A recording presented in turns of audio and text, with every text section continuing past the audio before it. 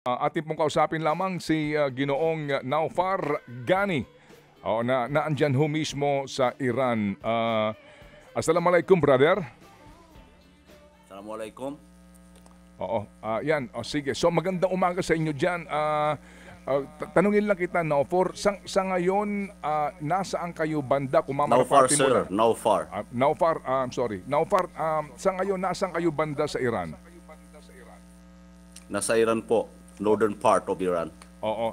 So far naman, kinakailangan yung magbakwet mula mismo dito sa Tehran. Ano yan, mismo sa utos ng gobyerno ng Iran? No, sariling diskarte ito, Mang Ted. Pwede man kwentuhan mo kami, ano ang nag-udyok sa inyo para kayo lumisan from Tehran? Well, kasi pag nakikita mo na kumakalat na ang news at nang marami na rin na umaalis, tinatawagan ka na ng mga kaibigan mo, ng mga kapatid mo, mga minamahal mo sa buhay, ay aalis ka na rin. So, siguro inabot ako ng 3 days para makapag-decide na tinanggap ko ng katotohanan ay na talagang may gulo nga.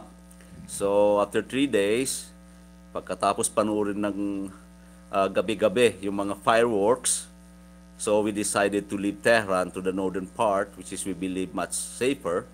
Although at the moment, which is hindi ko alam, hindi natin alam kung, and I hope na sana nga safe at mananatiling safe.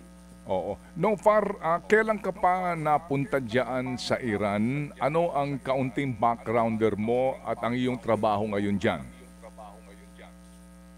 I was a scholarship grant by the actually parang pwede natin sabihin by the Philippine government and Iranian government kasi after the final peace agreement between Ramos administration by that time and Normi Suari, so isa ako sa mga batch na pinadala sa Iran to study. And then, dito na ako nakapag-tapos at ayan, may tawag dito at nagkaroon ng Iranian esposa. And then, ngayon, meron akong small business dito, which is a travel business in partnership with my Iranian spouse. So nakapag-asawa ka na ng local dyan at nagkaroon ka na nga ng pagbubuo na iyong pamilya doon mismo sa Tehran ito, Naufar? Yes, sa Tehran. Oo. Meron ka bang mga kamag-anak dyan mismo, kadugo mo, kapatid mo o anuman? No, wala. Lahat nasa Pilipinas. Yung binabanggit mong kapatid mong tumawag sa'yo, ito, sa Metro Manila, saan ka nagmula? Saan ka mismo nagmula sa Pilipinas? Taguig City. Hindi pa siya Taguig City that time nung umalis ako. It was 1997. So, yung mga kapatid mo nandito rin sa Metro Manila o nandoon sa area ng Mindanao? Yes. Okay. Sa ngayon, ang sitwasyon dyan sa kanilalagyan mo, wala naman ng mga umaabot na bomba dyan? At the moment dito, peaceful. Wala kang maririnig na tunog ng bomba o pasabog or mga yung fireworks ika nga gabi-gabi. Which is last night, my first night, and tawag dito second night, supposedly today, ngayon, siguro makakatulog na naman ulit ako ng mahimbing. Ay salamat naman. Naufar, ilang oras yung biyahe pabakwit from Tehran sa pinuntahan nyo ngayong lokasyon, sa norte na ng Iran? Mang Ted, I beg your pardon, pakiulit ang tanong. Nag-travel kayo by land at ilang oras ang biyahe nito? At meron ka bang mga kasamang mga kapwa mo Pilipino na nagbakwet? Well, sariling diskarte ito, sariling initiative to. Kasi itong destination na ito, famous to sa mga local and international travelers kasi magandang lugar to, no? At that this time is very exceptional, very unique situation yung pagta-travel namin. Yes, by land. It took us siguro more than 12 hours. Kasi umalis kami siguro mga 8 or 8:30 ganon to 9. Basta di ko na matandaan. Pero dumating kami gabi na. Mga siguro 11:30 or midnight ganon. Which is after enduring the long hours, traffic at saka yung heat of the summer no dito. So super init at pilahan pa sa mga gasolina. Which is may ano naman sulit naman, at least nakarating kami safe. Yung iniwan yung tirahan ninyo sa Tehran, ano yun? Naipundar nyo ba yun? Nangungupahan lang kayo? That is personal, very private questions. Okay. Another question, please. Okay, sige. So, meron ka bang mga kaugnayan na mga Pilipino rin at nagkukumustahan ba kayo dyan sa Iran sa nangyayari sitwasyon? Well, ang madalas kasi mga public event ng ang host namin dito, usually madalas diyan kami nakikita-kita sa ating embahada. Isa na diyan halimbawa pag may Independence Day celebration, mga Christmas celebration, yung mga ganyan. So diyan nakikita-kita ang mga Filipino. But so far, anong pagkakaalam mo? Yung bang Philippine Embassy meron ng abiso sa mga Pilipino diyan sa Iran tungkol sa evacuation, mandatory evacuation o ano man? Well, wala pa akong nag-mandatory pero voluntarily mayroon na. So anyone who is willing, he or she can actually volunteer to declare na siya nga ay ready to be repatriated. So nandiyan ang embahada daw, they are ready to assist in that regard. Meron bang advisory din kung ano ang exit natin kung sakaling ang isang Pilipino ay gusto nang magbakwet at umalis mismo ng Iran? Yes, mayroon na. As of today, nalaman ko lang yan sa insiders ng ating embahada na yes, may nakalaan na directive yata na program, ready na. Yung bang mga kababayan natin dyan, sa ngayon, meron ka ding alam na nagkusa na kagaya mo na nagsariling diskarte, ika mo nga? Yes, sabi ko nga, ay kanya-kanyang diskarte. So, bago nga ako nakarating sa lugar na ito, may mga nauna sa akin. In fact, tinatanong nila ako, okay, kailan pa kayo mag-move? Bakit ninyo pa napipil ninyo ba nakikita mga news? So, ingat kasi crowded na. So, may mga tips silang sinasabi pagka tawag dito, alis kayo sa mga ganitong oras, walang traffic, and make sure dala niyo yung card ninyo for your para kung magagasolina kayo, dala-dala nyo yan dahil it's limited yung supply, ika nga. So yung mga ganong tulungan, yung mga ganong coordination between friends and mga yan. Oo. So nandito yung mga iba. Okay. Pero nung nag-travel kami, wala kaming kasabay. Nopar, ano ang estado mo dyan? Ikaw ay permanent resident na, Philippine passport holder ka pa rin? Yes. Philippine passport holder ako. Oo. Hindi ako Iranian. Pero, dyan ba kapag ikaw ay dayuhan, kinakailangan pa na meron kang permiso dahil nga ang asawa mo'y local, meron ka ng kumbaga pribilehiyo? Yes, kasi ang privilege ko dyan ay isa ako sa mga, kumbaga, kung tawagin, business owner. Yan ang tawag dito, isa sa mga prerequisite or condiciones bago mabigyan ka ng residence permit. Kailan ka huling nakapasyal ng Pilipinas, Nopar? I beg your pardon, Mangga. Kailan ka huling nakabakasyon, nakapasyal sa Pilipinas? 2017. Oo. At dito ba sa pagpasyal mo dito, kasama mo yung buong pamilya mo, pati mga anak mo?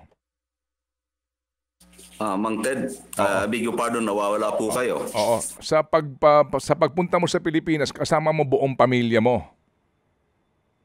Well, ang last time na nag-travel ako kasama ko ang aking pamilya ay nung 2013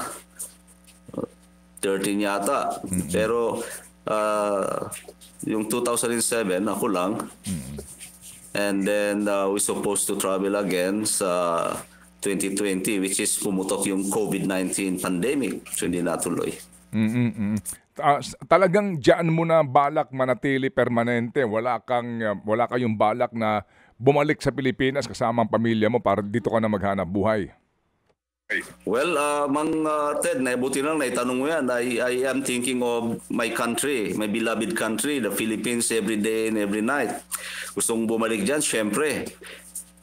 Sabik na ako sa mga kababayan ko, sa mga pamilya ko, sa mga pagkain natin dyan, ang mga magagandang lugar natin. Pero siyempre, may minamahal din ako rito na hindi ko rin sila basta-bastang iwanan.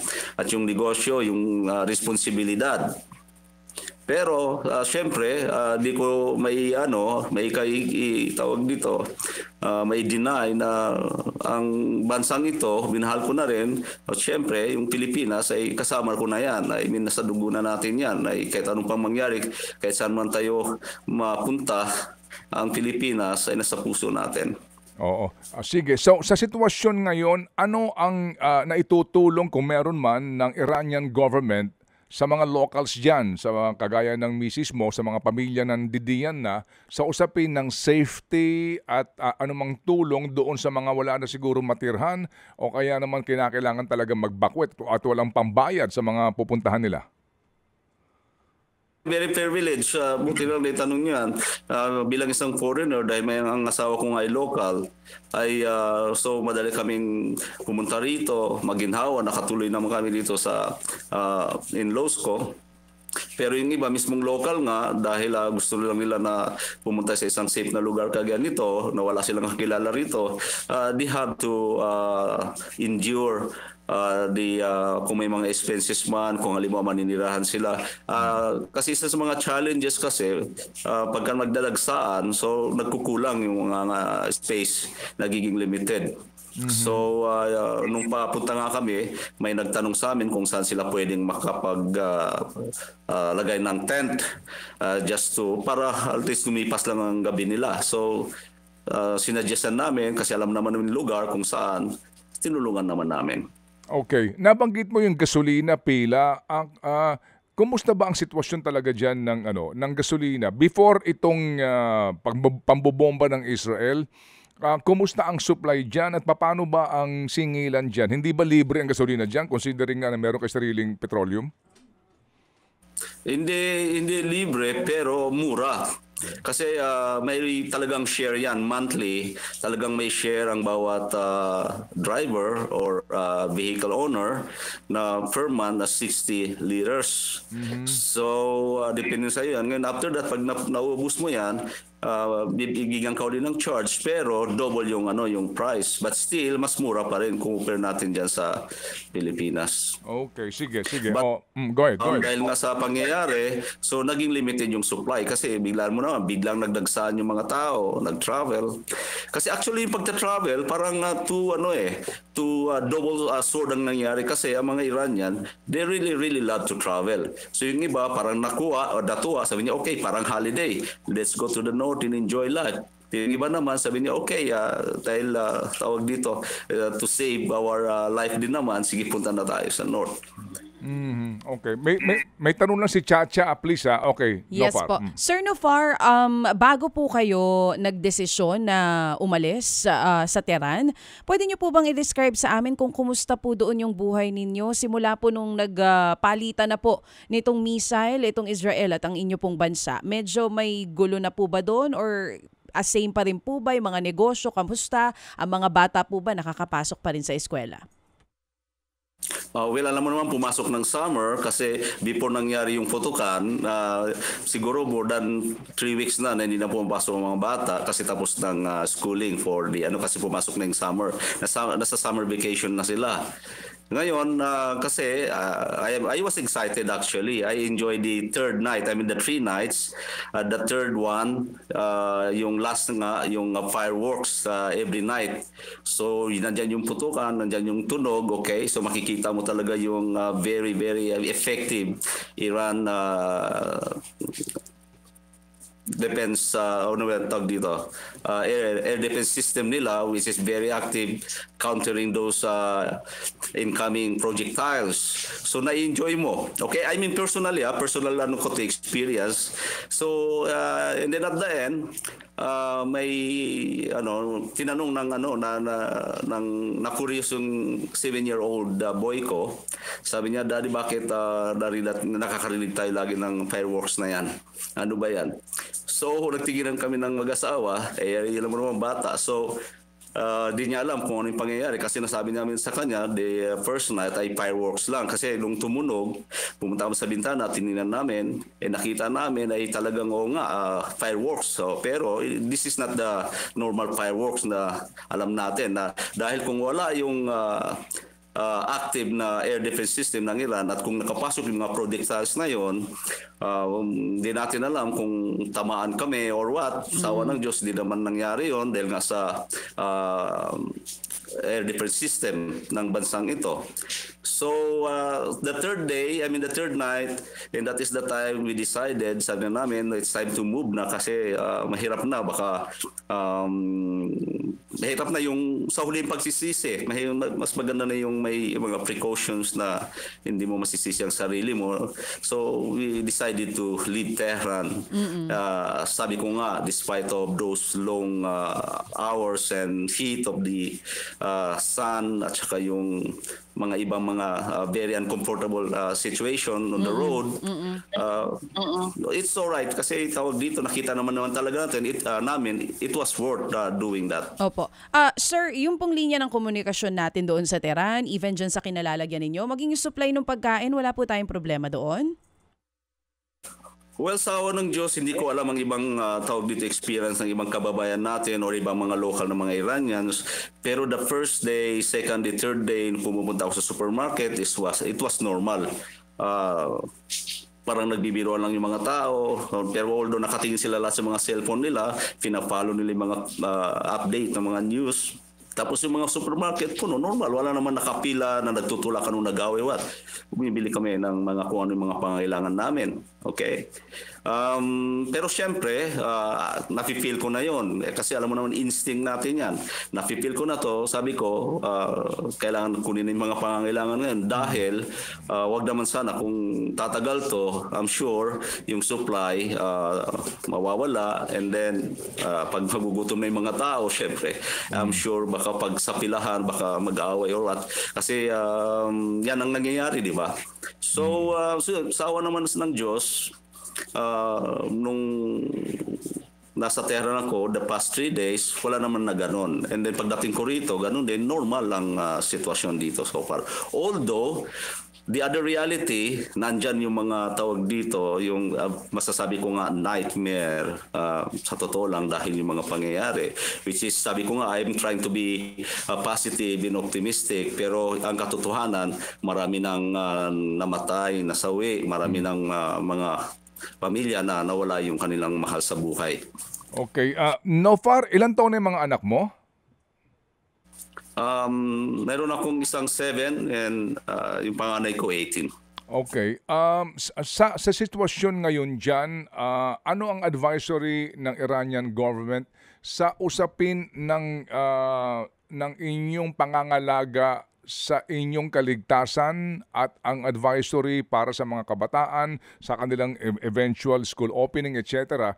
Dito sa nangyayari ngayon, ano ba ang sense nito? Meron bang sense of na hindi mo alam talaga ang mangyayari, o sa ngayon meron ng announcement ang Iranian government kung anong balak nila? Well, siguro ewan ko lang kung ano yung take or experience ng ibang kababayan natin na mga Pilipino rito. But personal, sa nakikita ko, ang mga Iranian, they are very mature. Hindi sila emotional na mga tao. And tawag yung bang kasi yung nakaka-receive kasi ng mga messages from the government ay ang aking esposa. Okay, which is hindi ko pinapakialaman yun. Basta nag-share lang kami. Isa nga sa mga SMS na dumating sa kanya, okay, may mga lugar na dapat napuntahan na underground for safety.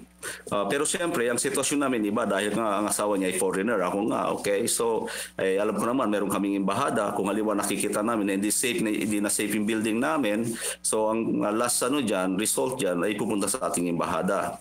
Okay? Which is hindi naman kayo pupunta sa embahada. Bakit kayo pupunta doon? Bakit maging crowded yon? Pag malaman na mo ng ibang mga Filipino, okay? So, ang nag-decide kami, dahil meron naman kami na matutuluyan dito, so dito na kayo pumunta. Sige, so far ba ikaw mismo, ano ba ang bilang dyan, ang accurate na bilang ng mga Pilipino dyan sa Iran? I beg your pardon, pakiulit po. Ikaw mismo, ano ba ang bilang ng mga Pilipino dyan so far sa pagkakaalam mo? Ilan ang mga Pilipino sa Iran? Well, ang more or less ang nasa data yung consistent at saka na pwede natin sabihin na pwedeng or verified na data ay hawak yan ng ating embahada. But more or less siguro from 2,000 to 3,000 Filipinos scattered all around Iran. O sige. So sa ngayon Nofar, ano ang nararamdaman mo? Ano ang laman ngayon ng puso mo sa nangyayari itong gulo? Ano masasabi mo ngayon?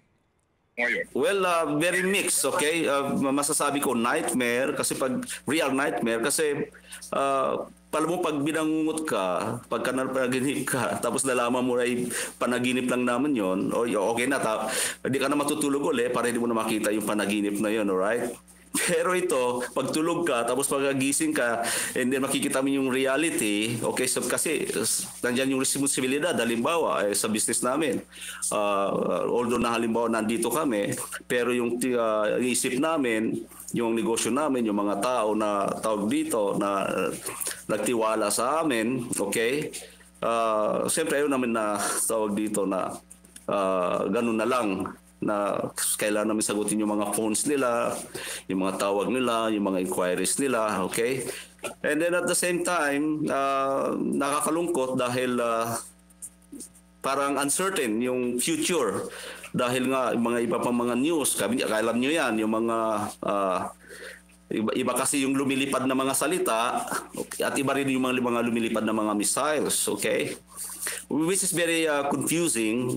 The only right thing na right now na pwede namin gawin is magdasal and yung maging tawag dito kalmado lang. Yun lang, wala na tayong magawang iba. So pagdating naman sa repatriation, nandiyan ang embassy, sabi nila voluntarily pwede kayo i-announce nyo lang and we have that mechanism to repatriate you.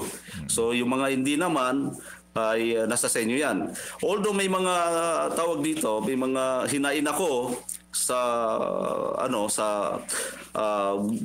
program ng gobyerno, pero parang magiging sila plaka lang o paulit-ulit, wala rin man yata mangyayari. Kasi ang tanong ko dyan halimbawa kung magpaparipatriate kami, ganun na lang ba, sasakay na lang kami kasama kong pamilya ko. Pagdating namin dyan, ano yung nakaabang sa amin dyan, ano yung nakahanda sa amin dyan. So okay, sige, sabi na rin, safe na, nakaalis na kami dito, right? Hindi na kami tatamaan, huwag naman sana, ng bomba, ng missiles. Pero pag dyan naman, pagka wala kang trabaho, halimbawa, alam mo naman, iba yung standard ng life ng mga Iranian at ng tayong mga Pilipino dyan. Iba yung mga kasanayan.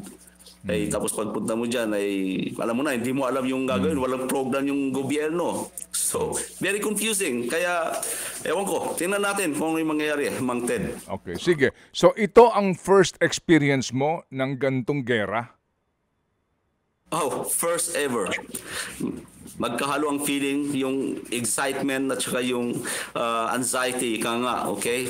Yung anxiety, basta, hindi ko alam. Okay, sige. So, Nofar, salamat sa iyong pakikibahagi ng iyong pakiramdam, karanasan at informasyon sa aming tagapakinig dito sa Pilipinas.